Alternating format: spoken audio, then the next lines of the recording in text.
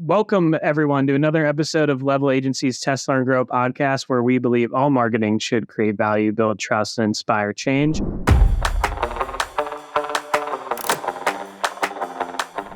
I'm your host, Dale Reether, Digital Marketing Lead here at Level. In this episode, I'm joined by my colleagues Amy Settler, VP of Growth, and Dave Baps, VP of Agency Development and Strategic Partnerships here at Level. At the beginning of June, all three of us had a really awesome opportunity to travel together and attend the Forrester B2B Summit in Austin, Texas. If you're not familiar with that conference, it is one of the go-to events that B2B professionals trust to deliver the insights they need to make bolder, smarter decisions in the B2B space, ranging across marketing, sales, and product. Today, we really just wanted to get together and chat about that experience and some of the key learnings that we took away from it and pass that knowledge on to you, our listeners, and to our clients. So with that, I'm happy to welcome in Amy and Dave. Amy and Dave, what's up? Welcome to the podcast. Hey, Dale. How's it going? What's going on, Dale? Going great. Good to be back. Amy, I'm glad to have you on. It has been a minute. Probably last summer, I think, was the last one I did. Maybe around the racy. Been a minute. Yeah, I think, this is an exciting topic for us to dig into today. I know that we all really enjoyed and got a lot of value from the Forrester B2B Summit. So there was a lot of things that we learned. And like I said, we just want to pass some of that knowledge off, have a chance to regroup, chat about the things that we took away from it. And I think the things that we took away really range across three buckets. The first was a strong focus on customer value. Forrester revealed their customer-obsessed growth engine and talked a lot about that. And that was a steady theme throughout the conference. So wanted to touch a little bit on that. Obviously, AI is at the forefront of everyone's mind. That was no exception at the summit. There were so many different talks that were awesome and new ideas and ways that people are leveraging generative AI in the B2B space. So we're going to touch on that a little bit. And then something that isn't new, but I think is increasing in importance day by day is just optimizing and building the right tech and data stack within B2B. And I think, the thing that really stuck out to me is the customer value focus, because I think the rest of them really stem from there. So I agree. Let's start with that. So the idea of Forrester's customer-obsessed growth engine is really just making sure that your organization is aligned across sales, marketing, and product. I just wanted to open it up to both of you. What does that mean for you? What were some of the big things that you took away from the conversations that were had around that new growth engine that they revealed? Yeah, it got me really excited. So the customer-obsessed growth engine puts value that you as a B2B organization are delivering to your customers first. So like you said, tech and data have been stuff that B2B and agencies, I can think about it from the perspective of our own marketing as well, have been obsessed with for years, right? We've been working on how to apply data more effectively to outcomes and to drive outcomes, and also how to build the right tech stack. Now data is actually really, really being weaponized by the tech stack. So how does that all get translated into value? And what really stuck out for me was this, like the four components of value that they talked about, or the four types of value. I think it was the economic value, right? So the revenue that gets driven, the money that gets created. The functional value. So that's the value that your organization creates through the way that it operates, through the way that it creates efficiency in whether it's a supply chain or a professional service process of some sort. The symbolic value that every brand represents and every company represents through its power, through its products and its power in the marketplace. And then experiential value. So what is the actual customer experience with your products and services? And I really loved breaking it down that way and starting to think about our own clients and how we bring marketing value to their business, and then starting to quantify that value in those four ways. I thought that was really fascinating. Yeah, I thought so too.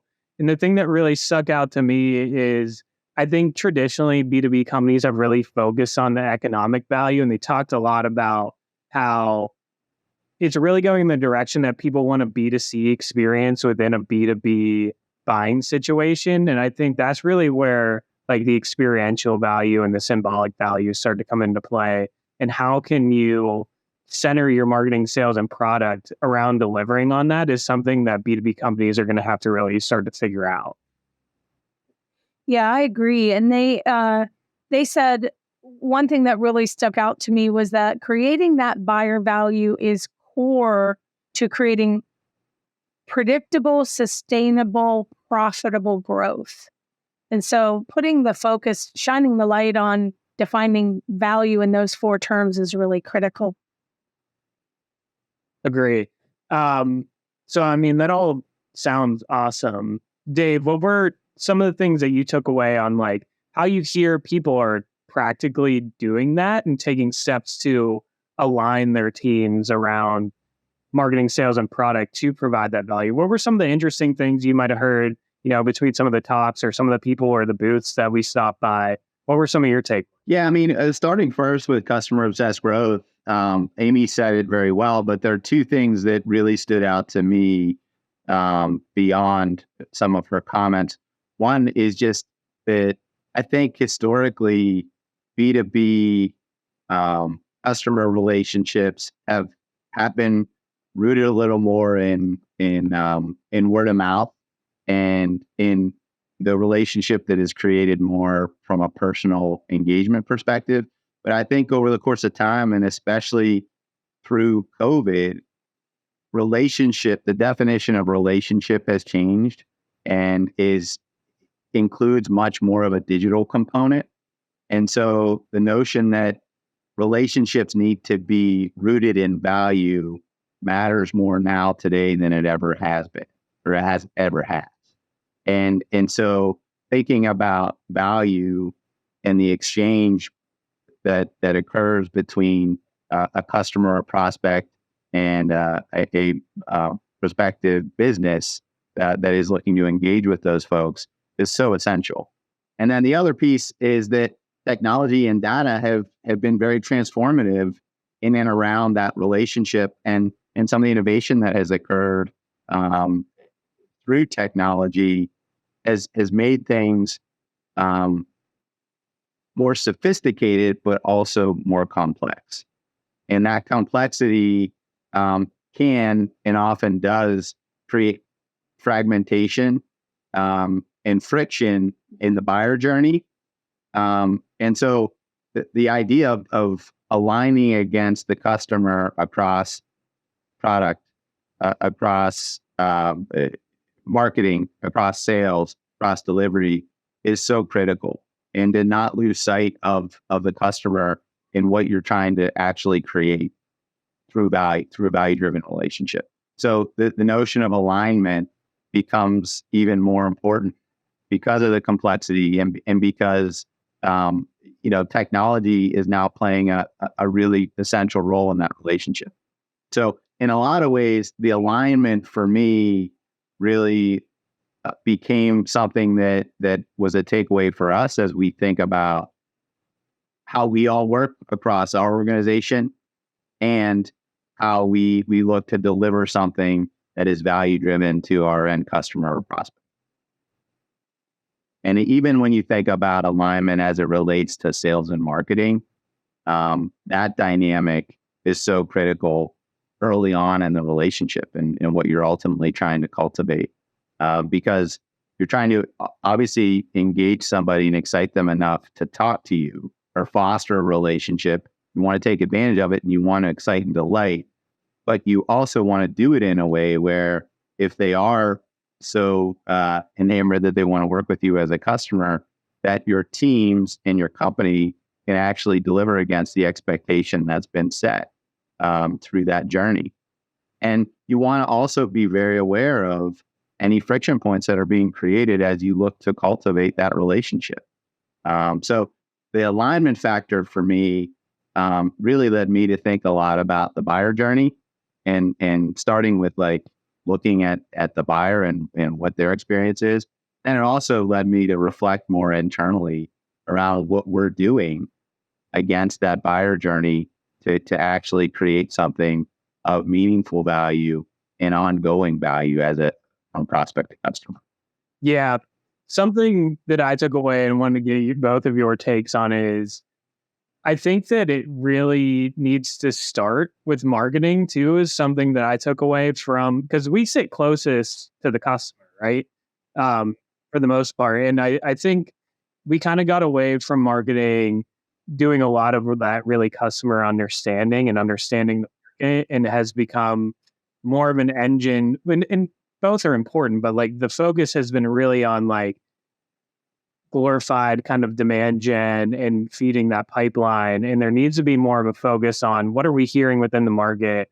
What are we hearing from these audiences that can be carried through, not only through marketing activations, but the sales team needs to know about that. So the talking points are aligned, and the product team needs to know about that. So what the market is wanting and the challenges and needs are reflective through all three of those. And I think it really needs to start with us as people within a marketing function to really spearhead some of that understanding.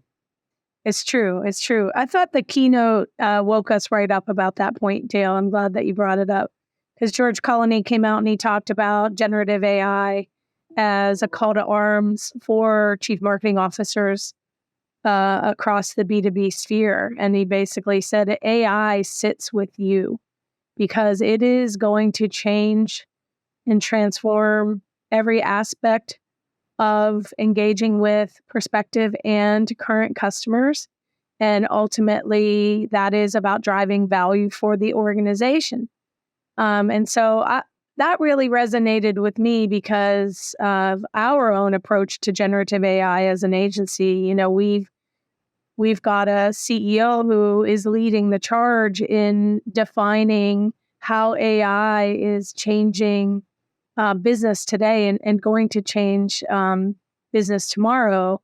And so I felt like validated a little bit and really excited by George's comments there, and helped me really understand how it will change the way marketing and sales are going to work in the future.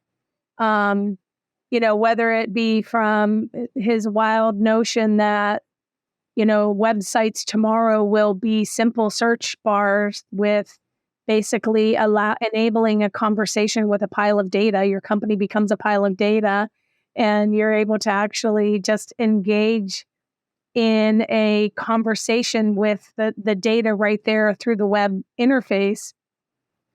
Or it's how sales will be using generative AI to build future forward partnerships and product programs with their customers.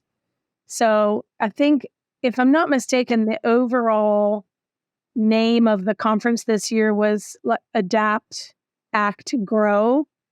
And I remember thinking, that's those are words. What do those words mean? And then after his keynote, what those words meant to me was the act part is so critically important today.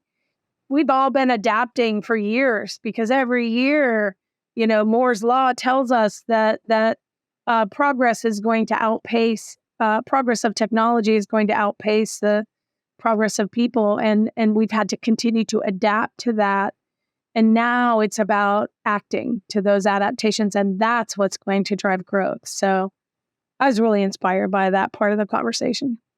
Totally, because it can go the other way, right? Like, there's also going to be this world where everyone's using, and I think we're starting to see it. Like, I know my LinkedIn feed personally is so flooded with like, I can write 50 blog posts in 2 seconds using AI. The internet is going to get so jammed up with this crap content that is just all AI generated and doesn't really have any sort of strategic thought behind it. It's just going to be about how much can I pump out and try to get it. I feel like it's almost trying to work it into the way that the world is working now. Like, how can I pump out all this content and try to get it into a place where it's driving SEO and stuff for my website? But like, that stuff is going to change. Like, I think people are going to have to think about and like, how do I use it to create value for the customer, not just value for me, and that I can get things done faster and just pump out more content because it's going to become so saturated that it's not valuable for anybody.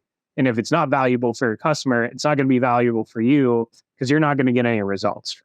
You're making me think of a podcast I listened to the other day from the New York Times where they talked about how professors at universities are having to decipher AI-generated papers and content versus the student-generated, and how they can see even halfway through an article or a paper where clearly the student got tired of trying to do it on his own and just started putting ChatGPT in or some generative AI solution in the paper. And the things that were missing were, the human emotion, the voice of the person, the mistakes. There were no errors. It's like, how do you go from a document that has a couple of errors every paragraph to one every 2 paragraphs? It's a really interesting challenge, I think, that we're going to see out there with the loss of personality in the content. And that brand personality is critically important. If you go back to value, it's critically important to some of that symbolic value that a brand represents. I think that's such a great point, Amy. And going to a conference or an event is always a fantastic reminder for me. Like when you walk into that conference hall, I'm always struck by just the sameness of message and language. And, you go around, and we did this, right? You go around and you talk to different vendors and you're hearing the same things. And it's like, well, shit, how do we stand out? And how do we connect with a prospective customer when there's, I don't want to call it noise, but there is sameness in language and message in and around everything that's being offered, to where it kind of blends together. And I think it was eye-opening for us, even when you stand at a booth and somebody comes up to you and they're like, what do you do? Right? And you have to offer that up in a way that is distinctive in the backdrop of all of the sameness. And I think it was really valuable for us to have to do that a number of times in this environment. And for us, I think, I don't want to speak for the both of you, but I found myself trying to think about, how do we simplify our language? How do we talk in a way that the prospective customer is going to understand what we do in the backdrop of everything that's being talked about here? Absolutely. Like, I think keeping that human element, like, not with, it just makes me think of, like, I think everyone right now, when they think of how to use AI for their job, especially from a marketing standpoint, is like, how can I write shit faster? Like, what are the ways across marketing, sales, and product that you actually can use this technology to provide value? A good example that comes to mind for me, and I'm going to go through the lens of product right now, and it also ties to the thing we were talking about earlier with, like, how do I get the information faster using AI? HubSpot has released, like, their AI assistant within their program. And I think about this too, and we talked about this on an earlier episode, David Kiefer, about how AI is going to enable more people to do things without having to have the technical expertise. And I think about it with HubSpot, with this new chatbot that they introduced. It's instead of having to know how to set up a report, like, I want to see how many people came through this lead source that ultimately resulted in revenue. Like, usually you would need, like, some sort of data expert to help you do that. Now, using AI, you can chat with this chatbot. It's like, hey, I want to know the answer to this question. Can you set up a report with that? Like, that's how I see, like, value start to come through for the customer using AI, like, from a product sense. I think, like, as market, we need to start to figure out what is that story in that application within marketing?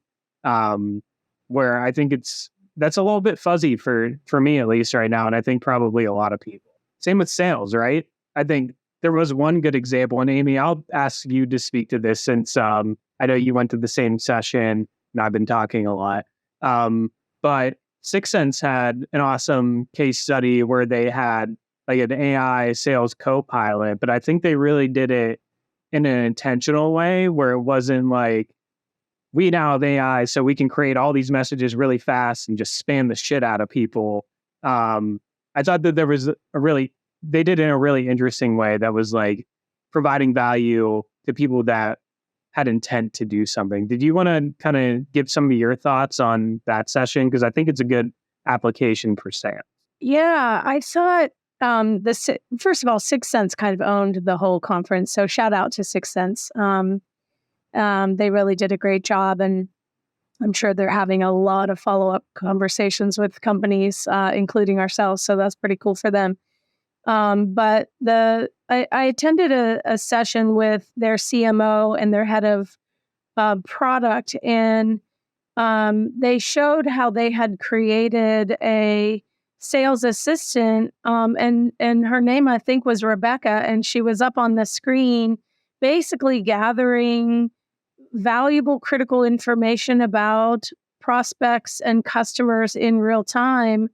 And you could barely actually discern between what was Rebecca actually doing the work versus and her entries into the system versus what the human entries were, and just the amount of efficiency that it was bringing into will bring into their sales funnel, and their buyer's journey was incredible. Because she was able to pull content in real time that allowed the salesperson to actually be one step ahead of the buyer in the conversation. And that's a critical part of creating a relationship, is really proving that you understand the pain points of your customer and you are thinking ahead and through around the corner of what might help them alleviate some of that pain. So I thought it was a really great session. It was really inspiring. And I think this will be a good segue in the next part of the conversation where I want to talk about tech and data stack. And I think intent also took over the conference, but like the fact that it could recognize using the same platform, intent data and people that were in market for something and be able to understand what the intent data was and develop the right message with the right content based on that. So it was personalized and valuable. And the sales team didn't have to do all that work. Like the efficiency and still being able to be relevant and provide value and be personalized all at the same time is like such a freaking cool application of like how AI can do that in sales while not coming off as disingenuous, spammy, and just like, look at this cool technology. We can do shit really fast and at volume, but it's crap. Yeah, I think, certainly one of the things that we as a collective have taken away from the event does center around intent-based data and account-based marketing.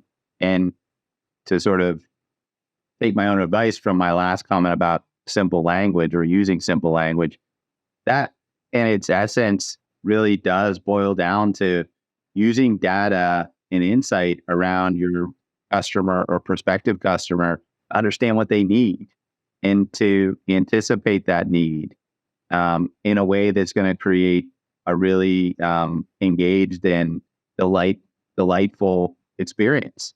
And in a lot of ways, it also is about personalization. And so to me, I think that was technology and partnerships and how we actually can bring back some of those really cool applications in a way that educates our market and our customer was really impactful. And the idea of intent and based data coupled with personalization and technology was really the combo that was most pronounced for me as a takeaway relative to how we work with clients today. Yeah. I mean, for me, the intent piece, like, again, just trying to tie all this back to the main theme of the conference, which is like providing value. The line from intent data to value is so clear because it allows you to actually deliver content to people about things that they actually care about at a time where they're willing to receive that message. So I think like being able to combine I think the 6 Sense example is just perfect example of how you can combine the tech stack with new technology like AI to do just that and be really genuine about it, actually provide value to your audience. And meet them where they are in the buyer journey, right? If they're not a customer today. And I think like without that technology, it's still like as us as marketers have always tried to do that, right? Like try to guess where people are in the buyer journey, but it was more of a guess. This gives you more data to put behind that to be sure that you are meeting them at the right place at the right time with the right message. Whereas before, it was a little bit harder to do that. I think that this technology enables you to do that better. One of the stats that I wrote down that I thought was really compelling, and I think this will level the playing field a bit, is about buyer value, and that buyer value is at the core, and there's a significant perception gap in who is driving value. So the stat that I wrote down is that 67% of buyers assigned more value to delivered by the product versus only 46% said sales and marketing was delivering value. So that's almost a 2-to-1 gap in that product is where the value sits today, but the first conversation is with sales and marketing. So if we can level that, then we shorten the sales cycle. And I think generative AI and to your point, Dale, a robust tech stack and application of data throughout sales, product, and marketing is going to actually level that playing field and eliminate some of that gap, some of those steps. I think it's something that we've talked about a bunch on this podcast already this season too. It's so that combined with like a mindset shift towards more of a B2C, like I think the B2C space has done a lot better job of this than B2B traditionally. Like being genuinely trying to get people the right information and not trying to put it behind gates and things like that. Like taking the technology and the data to be able to give the right things, but also just trying to genuinely help and provide value through marketing and sales. Like I think that part of the problem, especially over the past 5 years, is that like the goals for marketing have been wrong. And this comes to alignment too. Like we need to align with sales. Like the goal is to get more customers. How do you get more customers? By giving them the confidence and showing them that you can solve challenges that they have. Whereas like, I think for the past couple of years, marketing has been really focused on like, how do we drive leads? How do we drive leads? And when that's your KPI, you inherently do things to hit that KPI, even if they're not the right thing to do to drive the business or to deliver value to a customer. So I think it's like all the things we're talking about when it comes to data, AI, technology, plus a mindset shift around what it means to do really good marketing in B2B too. And I think with sales, so much of it is how do I close deals? How do I close deals? And if those leads are not ready to have a buying conversation, there's friction and there's a lot of tension and a bad buyer experience that's created, right? If you're getting 10 emails in a month from a company that you're not that interested in thinking about as it relates to a buying decision, and getting 5 phone calls in their sequence from an SDR who's right out of college, that's not a great experience for the buyer. And like the tech that we just talked about really enables people to not have to do that. Like they are able to see people that are interested in that having that conversation because they have that information available to them. So I think it's like, again, just bringing that through line through, like if you can have the technology to align marketing and sales and even product in that way, like everybody's operating on that same level where the understanding is that we're only trying to deliver that message when that message wants to be received. And if we're all doing that together, that creates a good I experience. mean, one of the things that I love about our team and this group right here is that we're all connected to our marketing efforts. Dale, you more so than Amy and me, but we're all connected to that. And we're also on the front lines on these sales calls as well. So you get a real flavor for how it works across the buyer journey because we're sort of organized that way.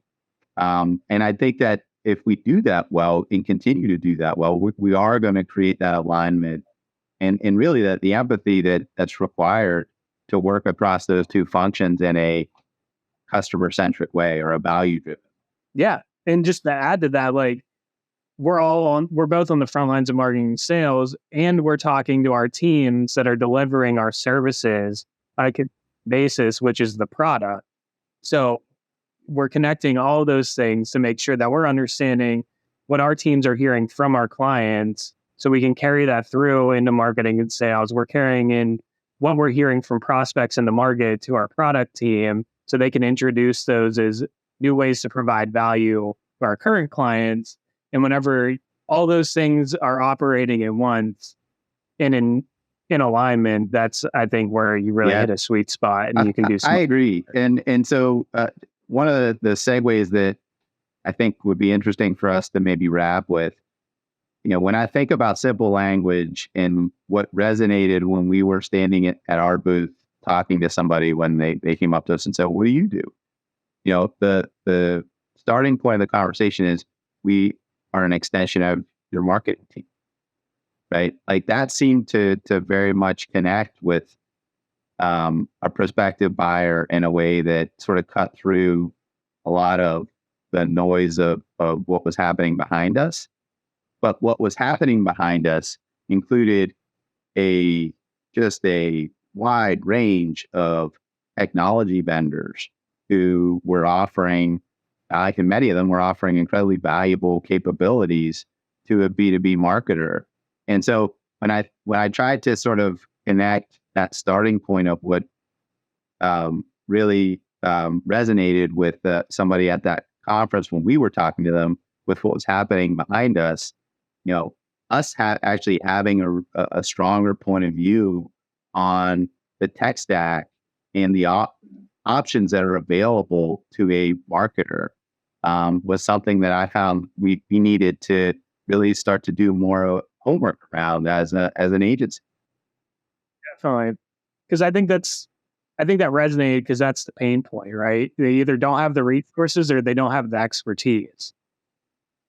And that's the ultimate thing that we help to solve for is we do have that. So you're right. Like if this is what's going on in the space, we need to really understand it. And I think that was a really big takeaway for all three of us.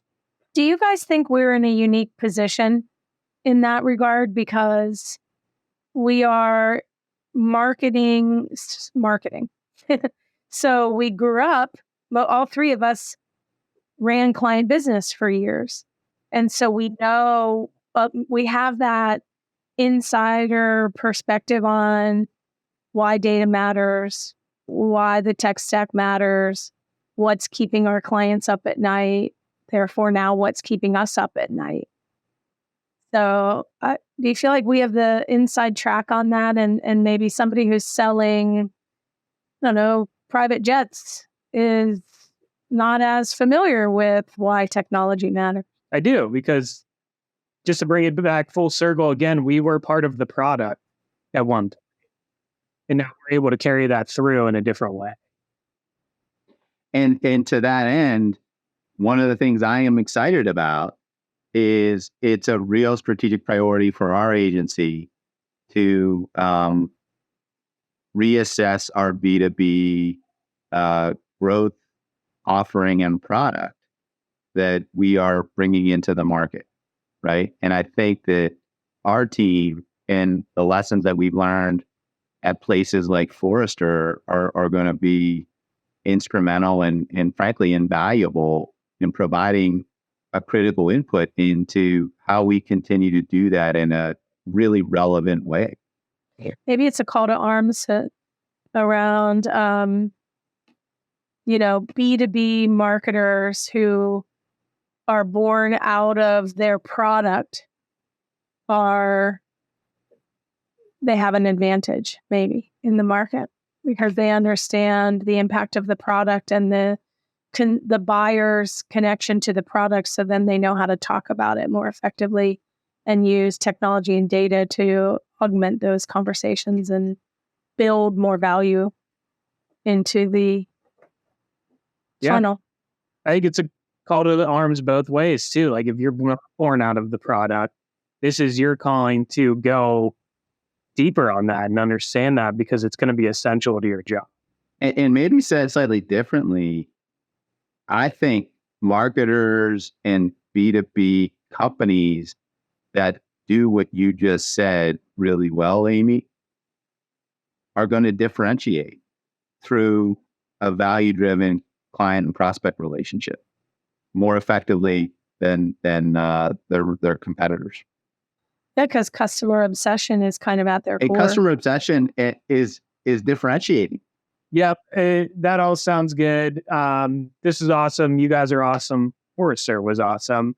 A lot of good takeaways from that conference, all stemming from just being mindful of your customer and all of the different activations that you can take to do that. Keep that top of mind. That is the most important thing. Think about how you can take that technology and the data and really align it all across product, marketing, and sales, all bundling up to the ultimate goal of how can we provide more value for our customers, which is ultimately going to drive more revenue for your business.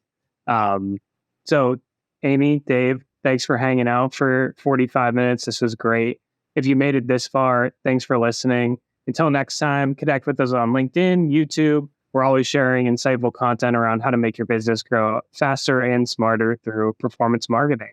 Thanks again, guys. Thanks, Dale. Thanks, Amy. Bye.